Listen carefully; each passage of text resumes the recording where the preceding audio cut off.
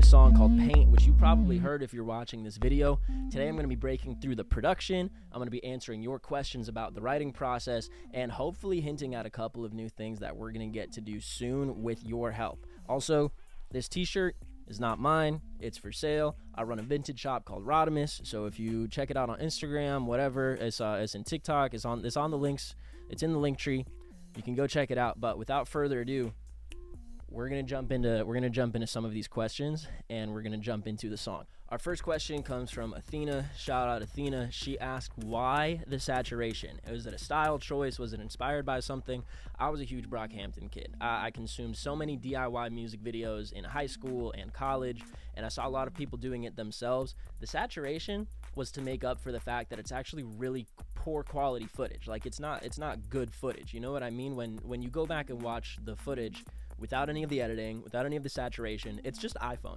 It's just shot on iPhone in a backyard with the same tripod that I'm talking to you on now. But the saturation has always been my thing. When I was in high school, everything was orange, right? I figured out the indie kid aesthetic of like 2017, and that was on everything. So I was like, okay, well, let's bring it back to some old Jaylen Brown. Like, let's wash everything out. Let's make it really bright and colorful, because this song is a one-off song. When I wrote Paint, I was trying to write a song every single day for like a week. You know, I was trying to do it for a month, but I really only got like 6 or 7 songs out of that, maybe 4 or 5. The answer to our second question, what was the message? I think the actual question says, what was the message that showed you the picture they were trying to paint? It was a text where this girl that I liked was like, hey, I need to focus on my female friendships right now, and I need to get closer to God, which I respect. I understand that. But when you've been hanging out with a whole group of people, a co-ed group of people, boys and girls, and even the girls haven't heard from you, you're just capping. You could start off as a really great person, as a really nice person, a really sweet person, and you can still make human mistakes. You know, so the song is about like, hey, like, you actually really messed up and it hurt my feelings, but I'm past it now because I realize that you haven't even gotten over your own fakeness. I know people who know this person are going to see this video and they're going to be like, bro, you're so wrong for that. Like, you shouldn't have done that. But this is music, bro. This is art, bro. I'm going to talk about whatever because I feel everything, you know, and I felt this heavy. This song was never supposed to come out. You know, this was a one-off in my buddy's bedroom on the floor, but then I came back to it and I was like, this is too dope. I got to drop this. So without further ado, we're going to get into some of the production right now and how the song was made. That's the last question my brother Christian here asked about that. So we're going to go through every single part of this 1 minute-ish song, and we're going to talk about what inspired it, what came from it, why it is the way that it is, and how it became the way that it is, because it's a very short song, but it changes a lot. So I'm excited to share it with you. I love you. We're going to switch screens now. What up? So we're jumping into the actual song now. I'm going to take these headphones off because I don't really need them on. Last question. What inspired each musical part? On my screen, I have the whole song opened up. It's a super short song, but we're gonna start with the beginning, right? I hope you know you've been on my mind lately. I hope you know that you can never save me. I hope you know that message really made me see straight through the picture you were trying to paint me. So right here we have our intro. This is an 808 track that I produced in a separate project file. When I did the original song, it was much shorter. You can find it on my SoundCloud. It's the same name. It's called Paint. The bass was different. The drums were the same all the way through. There was no change up. There was no big chorus at the end. So what you're looking at right here when we have these two little lines right here is our bass line, so you can hear it. And on top of that, I have this little reflecting synthesizer that jumps up and down with it. And that's actually how the song got started, was just this little loop. There really wasn't any inspiration when I started the song. It wasn't until I came back to the song where I started to really get inspired. The lyrics were what were the most inspired, but we already had the opportunity to talk about that. So when we move into what's happening here on the song with these crazy drums. Oh, it's not here yet. This little chorus, hook, whatever is happening right here. I had sent the song to my friend CLINT, and CLINT is a super talented musician. Check his music out. The guy is freaking amazing. He's one of the only people who's ever made me cry with a song that he wrote. I'm still waiting on that song to come out. When I sent him the song, he was like, there's something missing. Like, there's something with the song where it's too repetitive. And so the original drum beat sounded exactly like how it sounds right here towards the end of the song. And this was the whole beat, the entire song. So the entire time you're listening, it's just this over and over again. Again, you can find it on SoundCloud if you want to hear the before and after. But there was a moment in the song where the drums went kind of crazy.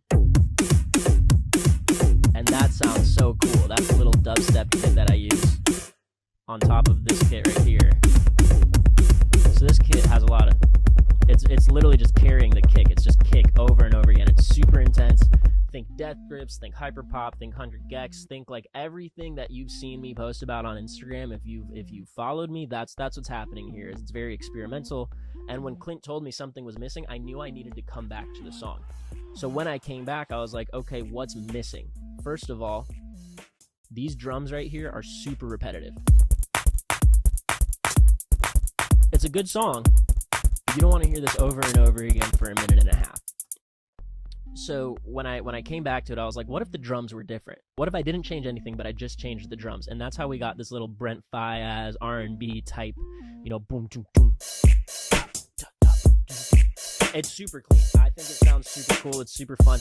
I've actually, this specific VST for the kit, or not VST, this specific kit, I've used for years. Like, you go all the way back to when I was 16, 17 producing music. This software is called Reason 11. It's a DAW, digital audio workstation that I use. It's similar to Ableton in its format here, but it has a really cool interactive visual setup up here. So I have these like actual sound racks where all of the editing and engineering is going on, and that's actually one of my favorite parts of music is the engineering. That was one of my favorite parts of doing this song, was getting to go in and play around with the sounds themselves, because it's so simple. It's like all right here, this is all vocals, right? Even that, like, it's all vocal chops. This is a sample of a restaurant that I was in on Bristol Street. Not this. The drums are still on, that's why. Here. So you can barely hear it in the background of the song, but it's a cool little nod just to where I live, where I grew up. Back on the topic of the drums. These are some of my favorite drums I've ever done. This is one of my favorite kits that I've ever used. It's called Glitter. It's on Reason. It's literally just a Reason stock kit, but it sounds so... I don't even have the right words, bro. I love that snare. I love the snaps.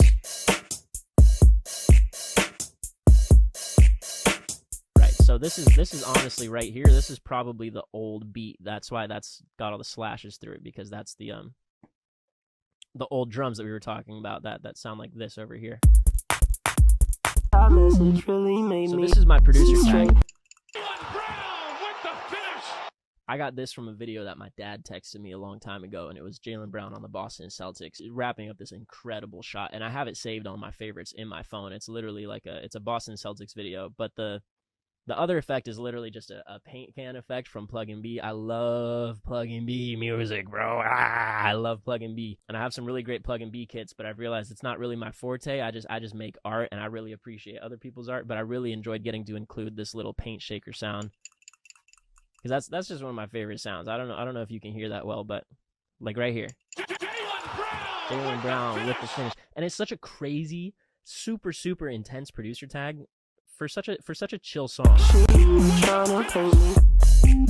It's so chill. Like you don't think it's gonna get crazy, and that's done on purpose. When the drop comes around, it's supposed to sort of reflect this emotional, like, okay, like, yeah, you're still around, but you're not around anymore, and I'm pretty upset. She ain't been around for a good couple months. She ain't been around. She figured out some. Mind you, this is almost 2 years ago now. So this song is really dated. I have a beautiful girlfriend who I love, bro. The song was written like 2 years ago. So I don't want anyone to think like, oh my gosh, Jaylen, why are you writing about other people right now when you're in a relationship? You're so toxic. It's like, it's not about that. It's not about that. It's about being disappointed that someone who was previously good turned out to be extra fake. So it's not even a romantic song. I know it dropped on the 14th, but it wasn't even about that. It was just about getting something out. There was an urgency. There was a fire under my butt, and I knew I had to get something out.